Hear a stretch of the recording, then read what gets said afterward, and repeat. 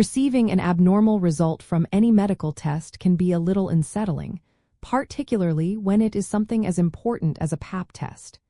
It is natural to feel some concern, especially when you encounter terms that are not immediately clear.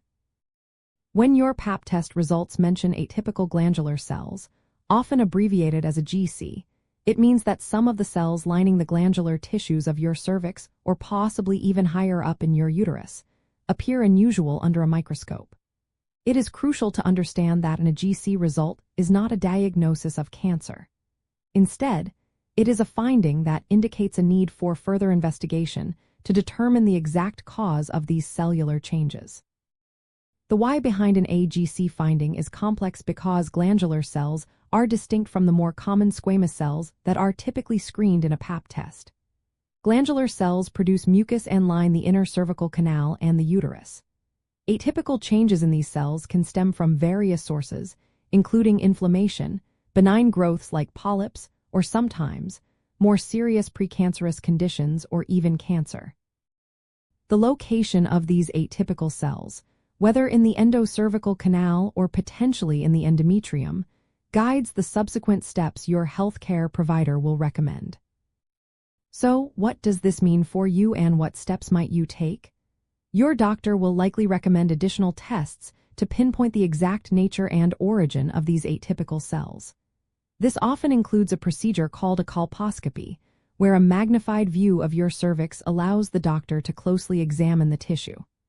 Sometimes, a biopsy is performed during the colposcopy to get a tissue sample for a more detailed analysis. Depending on the specific type of a GC, an endometrial biopsy or other imaging might also be suggested, especially if there is a concern for cells originating from higher up in the uterus. One important insider detail is that a GC results are relatively rare compared to atypical squamous cells, making up less than 1% of all abnormal Pap tests. However, when a GC is found, it is associated with a slightly higher likelihood of detecting a more serious condition. The pathologist further categorizes a GC as endocervical, endometrial, or not otherwise specified, based on the cell characteristics.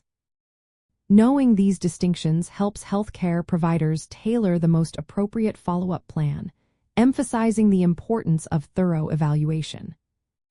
Ultimately, an atypical glandular cells result means your healthcare team needs a closer look. While it signals a potential concern, remember that many causes are not serious. The key is to engage proactively with your doctor, attend all recommended follow-up appointments, and openly discuss any questions or worries you may have.